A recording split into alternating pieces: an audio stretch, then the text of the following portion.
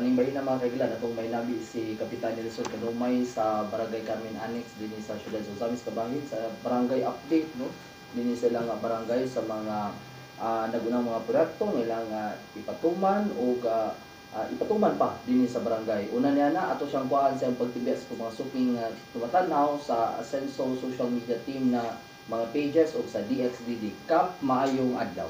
Good morning sa tanan no sa mga tigpaminaw ug sa tumatanaw no sa ato ang stasyonan no sa Asenso Samis.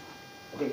Kap, kumusta ang ato ang Barangay Carmen Annex karong tora? Kakaron no sa peace and order na to sa atong barangay, linaw man no, linaw, walay mga kakulian, walay mga panghitabo. So ang ato alang gamay nga sige monitor ang kani ato mga kabatan-onan kana ra. Okay, dirita sa mga proyekto kap natong napatuman, no? Napatuman dinhi sa barangay. Unsa atong mga proyekto nga napatuman ubos sa imong administrasyon? Gawas sa ato ang 20% sa atong barangay, nakapangayo ta sa ato ang halangdong gobernador no.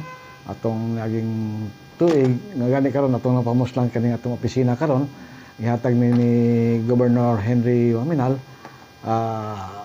Dako ang kantidad nga iyang gihatag ni ang pwesto nato sa silong, atong fire nato, kani ato ang sa senior citizen building no, bisan todo nana na siya pero gi-renovate na siya, gipabag-o na sa pinaagi sa funding sa ato ang halangdong gobernador. Okay. Dito sa mga ipatuman pa ng mga proyekto sa may mga lauman sa mga katawhan nimo karon. Sa ato ang ipatuman karon nga proyekto, sa ato ang budget sa atong barangay last year, doon na tayo gihimong kanang atong hanging bench na diha makita man nato. Muna atong gitrabaho atong niaging tuig, sa ato ang BHS, pinagi sa pag-renovate po na sa ato ang 20% po na ito gikuha. So sa karon mga umaabot nga ato ang proyekto, atong second phase na to sa ato ang hanging bench diri nga side sa ato ang opisina, ipatiwas po na to na siya. Kaning ang ato ang phase 1 po na to sa atong building da sa likod sa atong opisina. Karon sa na siya mapatumang na to, ini-approve sa itong budget. Sa taong 20% sa itong barangay. So, doon na po tayo gipangayo sa atong halangdong mayor, kaning ato ang re-roofing sa ato ang basketball court, no? Kaya medyo daan-daan na magina siya, o extension po gamay. Para dili mabasa, kay usahay ang sigara sa ulan, gikan diri, dili nakadula ang atong batan ang gumikan magpisik babasa na ato ang korte. Okay, Kap, kumusta tong proyekto nga murag ma-approve naman to kato panahon pa siya mayo si Kong Ando sa proyekto kanang sa dalan sa Proto Ingracia o kanang sa kanal. Kumusta naman to napadayon to siya, Kap? Wala pa to makuan pero nakasumiti na mi ato og mga kaning ating resolution no, nakahatag namin ni Kong Ando. Siguro gumikan siguro sa kabisi sa panahon, wala pa ang ato ang kanal das Mabini, ato po nagpangayo dito, pinagi po sa opisina po sa atong mayor nga through kuan po sa kang congressman Ando. So kaning atong Proto Ingracia tinuray kay naguba gina siya nga kalsada karon, gumikan katong pag-usab diri sa atong tulay diri sa may creek sa may Gaysano. So gihimo siyang bypass road diha padulong dito sa mga dagko nga mga container no. So munang dili ito to siya ang kay barangay road naman to siya. So ang capacity sa iyang semento dili makakuan sa atong mga dagko nga truck. So muna siyang medyo naguba. Pero nakita na ni Mayor Ando atong panahon natong kuan. So iyahan ang gihipabisita diha ganaan ang taga city engineers ug sa panahon po ni Mayor Indy iyahan po nang ipabisita. So siguro naana na siya pero basin og malihok na siguro na karon tiiga. Ang kanal diha nga portion kay akong experience diha mo ulan lang gamay mo awas dayon. Kay murag napuno naman ko ng kanal niya. Kani lagi usay problema jud na siya no katong dito sa Tumoy katong kanal na to dagko naman itong mga kanal diri ang kaso ang sa Tumoy na to murag Kita na portion, murag napuno na. medyo na imius po to siya gamay no ning gamay dayon maglisod na sa taog limpyo kay ang kanang iyang balitabon niya di by Blackman niya bugat bitaw dili na to madala sa tao lang so gikinahanglan og kanang bakho ang mukuha so kami andam jud pud mo kuan kay ato amning lugar dire mo limpyo ta pero maglisod yun ni og limpyo kay di man gyud mo na maaswat na ang iyang tabon. Apa dapita diri portion nato sa unsa ni nadaan diri sa des appliance sa Pitkap brad kung adunay kusog kay na ulan brad baha din na dapita. Sa karon dili na kayo na siya tanto no kay amo man lang gibangagan last 2 years na no. Sirado sana siya sa atong panahon na din gibangaga na muna gihimuan na mog manhole.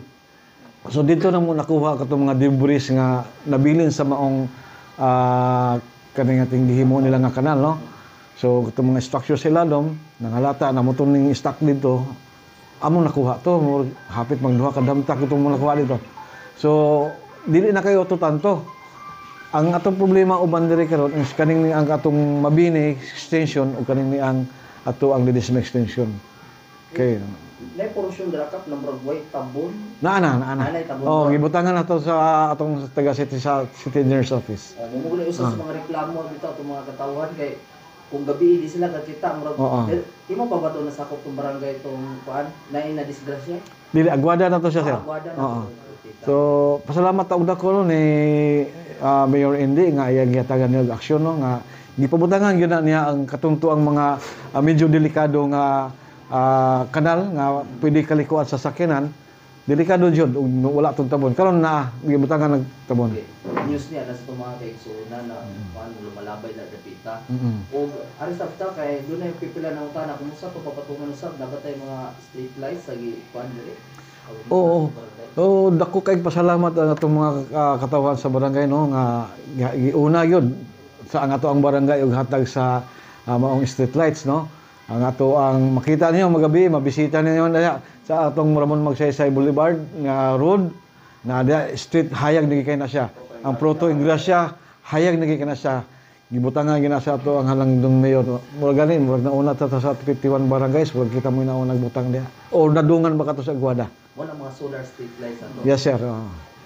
How about sa Kap? Kining sa nakita nako 22 ka mga CCTV ang functional. Magkinahanglan pagkagdugang ka?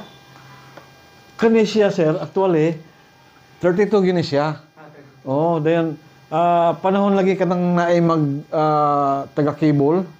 Musaka magud sa poste, malangatandog yun ang amuang kuan. So kanang dos na pulo ka buok. Function na siya pero nangatandog lang ba ang ulo, di ba? Naputol ang wire ana. So ako na siyang giadto sa dunay mga kuan na CCTV, among ipagayon og pwede budget ana kay ako usab na po na ipakaron pa trabaho. So parang gina kompleto gina siya 32, oo. So pulo ang wala na function kay natandugan. Oo.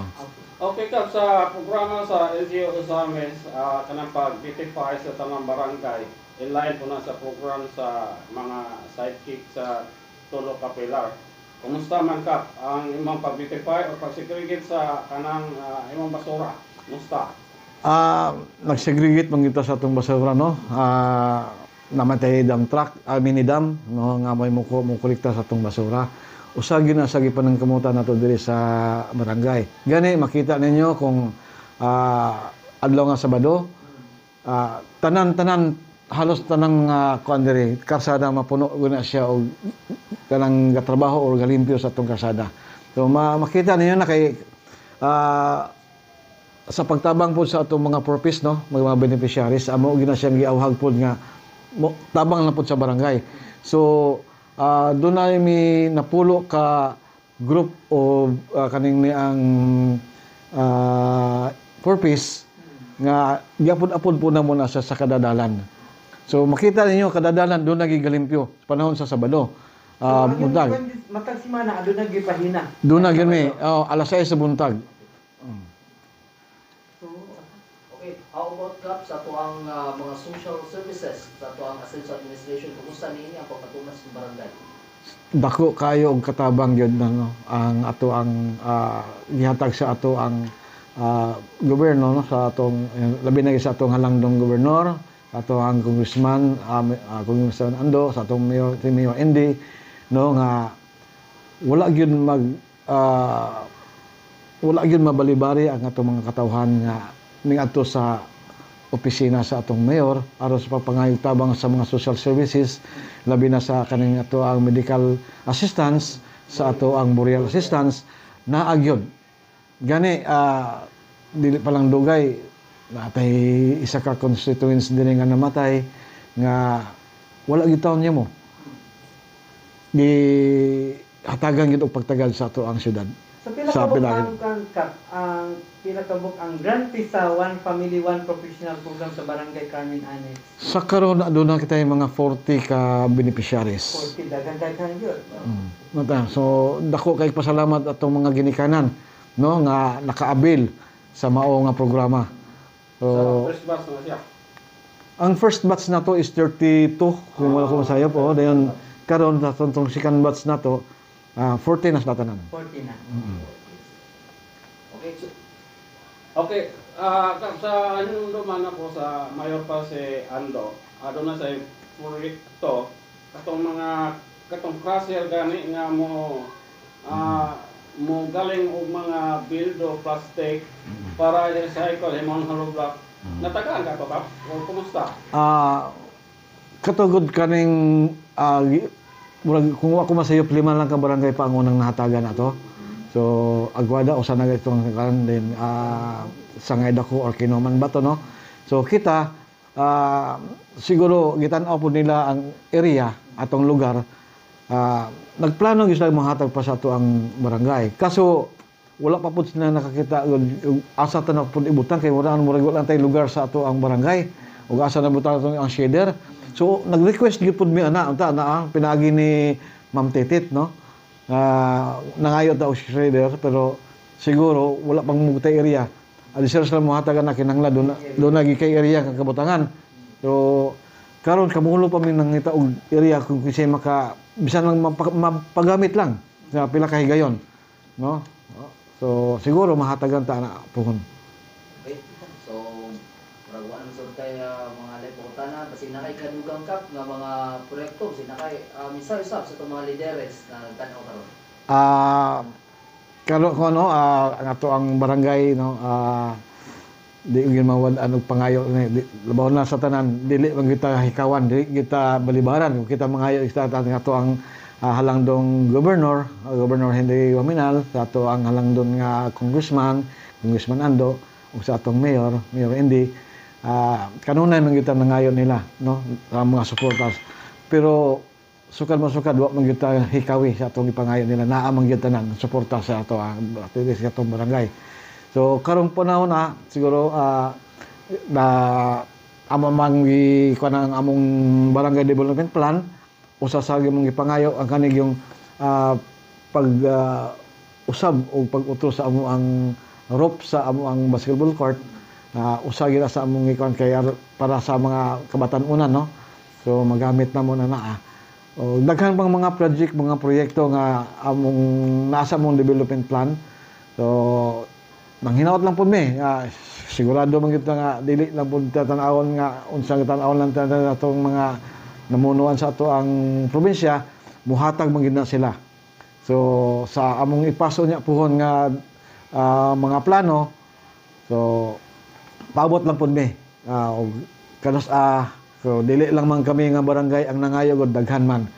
So first come first serve po na kami amo pong ipaningkamutan nga unta maabot na pud ang among ipangayo sa ilaha. Minsay nimo Kap alang sa mga constituents sa barangay ang tanaw karon. Sa itong mga katawan sa Barangay Carmen no mayong buntag ninyo.